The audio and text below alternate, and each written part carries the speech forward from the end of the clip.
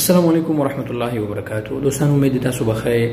تاسو ته پته ده چې په دې سوشل میډیا باندې یو پوسټ د سعودي گزټ په حواله سره چا کړی دی چې د سعودي ګورنمنت اعلان کړی دی چې د 1 اکتوبر نه فلایټ د پابندي شوده ممالک چې کوم دي دغه لپاره فلایټ د 1 اکتوبر نه اوپن دی.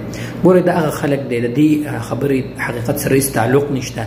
دا هغه خلک دی چې زموږ د پردیسیانو د دغو سره د جذباتو سره چې کوم دی نو لوبې کوي.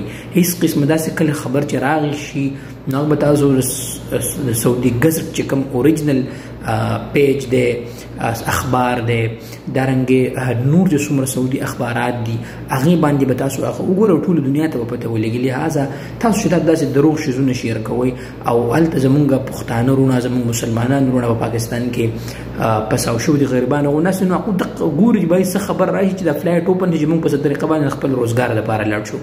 نورونو ما ته په انسټاګرام باندې ډېرو ملګرو میسیجونه کړي چې یار عمر به دې څه اکشن زما پرون ما ویډیو په دې باندې جوړه کړې اردو کې خو دې خبرې حقیقت نشته. ورونو د الله پاک نه دعا ساتو او د الله پاک نه دعا غواړو چې الله پاک زر تر زر فلایټ حوالې سره فلایټ اوپن کړي ان شاء الله.